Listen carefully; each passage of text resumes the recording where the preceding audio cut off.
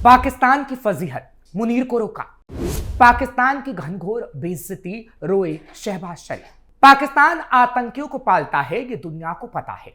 इसलिए मुनीर को दुनिया के कई देशों ने आने से रोका ही नहीं, उसके आई कार्ड तक की चेकिंग की, जिसके बाद पाकिस्तान की घनघोर बेइज्जती हुई। और तो और पाकिस्तान की आवाम भी थू थू कर रही है और मुनीर शहबाज से कई सवाल पूछ रही है। वहीं दूसरी तरफ बलूच विद्रोहियों ने पाकिस्तान की इस बेइज्जती का जश्न मनाया और पाकिस्तानी सैनिकों और मुनीर तक को तबाह करने की कस्में खाई।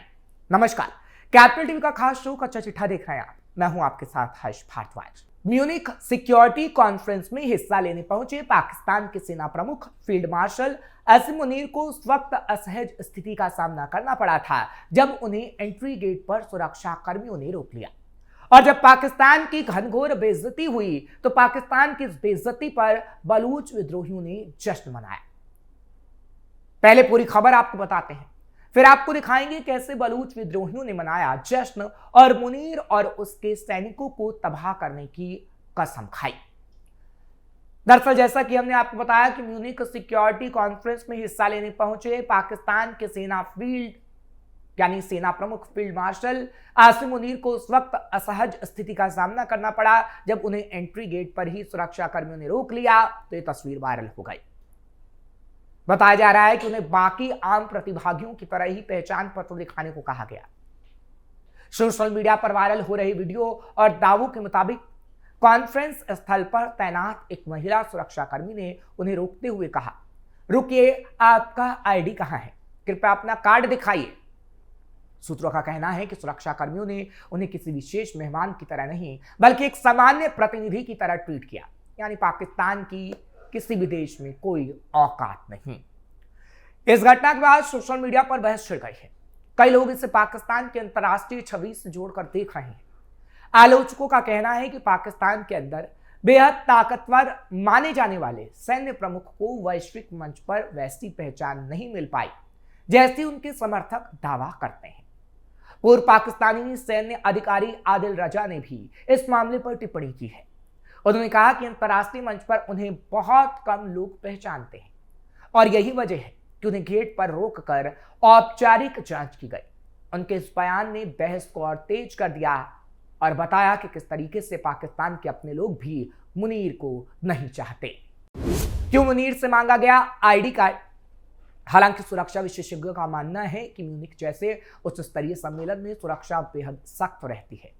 वहां सभी प्रतिभागियों, चाहे वो किसी भी देश के बड़े अधिकारी क्यों ना हो, उन्हें निर्धारित प्रक्रिया से गुजरना पड़ता है। ऐसे में पहचान पत्र की जांच को सामान्य सुरक्षा प्रक्रिया भी माना जा सकता है। फिर भी ये घटना पाकिस्तान में चर्चा का विषय बन गई है। कुछ लोग इसे प्रोटोकॉल के तहत हुई कार्रवाई बता रहे हैं, जबकि अन्य का कहना है कि अंतर्राष्ट्रीय मंचों पर नियम सबके लिए बराबर है। वीडियो में दिख रहा है कि एक महिला गेट पर सभी का आई कार्ड चेक कर रही है। मुनीर इस दौरान अपने दो अधिकारियों के साथ एंट्री लेते हैं। दोनों ने अपने आई कार्ड को गले में लटका रखा था, लेकिन मुनीर ने कोई आई कार्ड नहीं पहन रखा था। उनका आई कार्ड एक अधिकारी ने ले रखा था। जब महिला ने देखा तो उनसे पूछ लिया कि उनका आईडी कार्ड कहां है। तब उस अधिकारी ने दिखाया। महिला 5 स्टार वाले फील्ड मार्शल को भी नहीं पहचान पाई। यानी पाकिस्तान के साथ ऐसा जानबूझकर किया जा सकता है क्योंकि पाकिस्तान की इमेज दुनिया में खराब है और दुनिया जानती है कि मुनीर आखिर कैसे व्यक्ति है और किस तरीके से मुनीर ने ही पाकिस्तान के आवाम को, पूरे पाकिस्तान को बर्बाद करने का काम किया है। इसलिए उनकी इज्जत दुनिया में नहीं हो रही है। बलूच विद्रोही मना रहे मुनीर की बेइज्जती का जश्न। वहीं बलूच विद्रोहियों ने मुनीर की बेइज्जती को लेकर जश्न मनाया है और कहा है कि पाकिस्तान की असलियत सबके सामने आ गई है, इसलिए मुनीर की इस तरह बेइज्जती हो रही है। और तो और उन्होंने मुनीर और पाकिस्तानी सैनिकों और पूरे पाकिस्तान की तबाही की कस्में भी खाई। आपको बता दें कि बलूचिस्तान में पाकिस्तानी सैनिकों के सामने बलूच लड़ाके बड़ी चुनौती बनते जा रहे हैं, बड़ी चुनौती साबित हो रहे हैं। पाकिस्तान का army chief field marshal Asim Munir जिस बलूचिस्तान को पाकिस्तान के माथे का झूमर बताता था, वही बलूचिस्तान अब मुनीर के हाथ से फिसलता जा रहा है, फिसलता नजर आ रहा है। बलूचिस्तान में आजादी की जंग तेज हो गई है।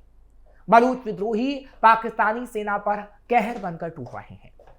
31 जनवरी से शुरू हुए बीएलए की ऑपरेशन हेरोफ 2.0 में अब तक करीब 400 पाकिस्तानी सुरक्षा कर्मी मारे जा चुके हैं।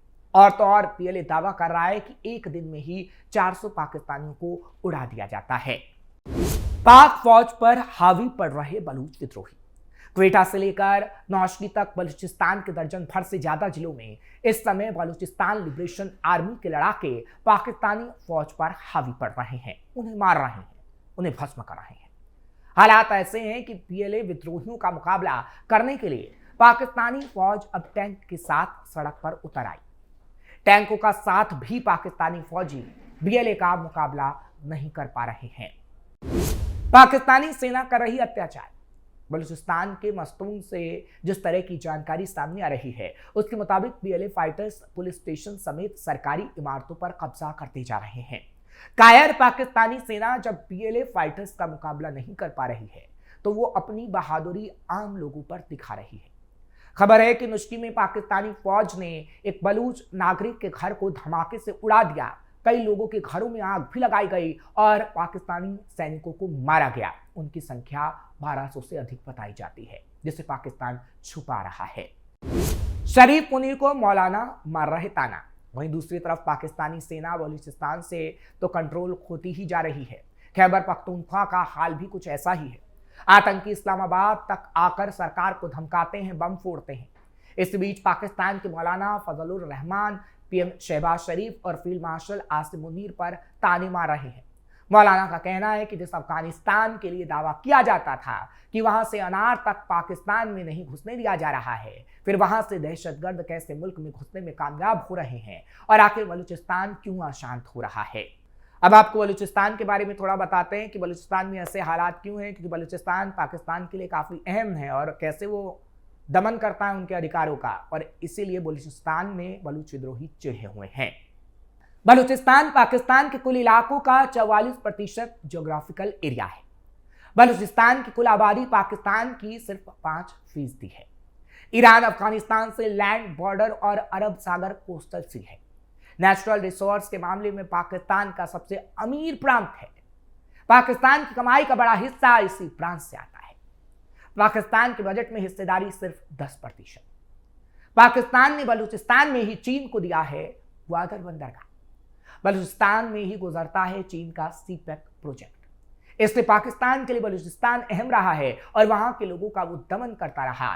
लेकिन अब बलूचिस्तान नहीं चाहता कि पाकिस्तान के कब्जे में वो रहे। हालांकि विद्रोह 1947 के बाद से यानी 1948 के बाद से हो रहा है, लेकिन अब ऐसा विद्रोह होगा कि मुनीर को अपनी जान से भी हाथ धो बैठना पड़ेगा, जिसका इशारा बलूच विद्रोही कर रहे हैं। सबसे खराब दौर से गुजर रहा पाकिस्तान। पाकिस्तान सुरक्षा के लिहाज से अपने सबसे खराब दौर से गुजर रहा है। इस मुल्क पर हमेशा ही आतंकवाद को बढ़ावा देने के आरोप लगते रहे हैं और मौजूदा वक्त में यही आतंकवाद उसके गले की फांस बन गया। वे सिर्फ एक आतंकी या विद्रोही गुट से नहीं, बल्कि 4 अलग अलग आतंकी संगठनों से इस वक्त लड़ रहा है। इन 4 संगठनों के नाम तहरीक तालिबान, पाकिस्तान टीटीपी, बलूचिस्तान लिबरे। इन 4 संगठनों के नाम तहरीक तालिबान पाकिस्तान यानी टीटीपी, बलूचिस्तान लिबरेशन आर्मी यानी बीएलए, इस्लामिक स्टेट खुरासान यानी आईएसके और अफगान तालिबान हैं। इनमें से 3 संगठन टीटीपी, बीएलए और आईएसके पाकिस्तान में लगातार आतंकी वारदातों को अंजाम दे रहे हैं, जबकि अफगान तालिबान पर आरोप है कि वो टीटीपी को मदद देता है। इस वजह से पाकिस्तान की सुरक्षा तो खतरे में है ही, इस मुल्क की इकोनॉमी भी पूरी तरीके से बर्बाद हो रही है।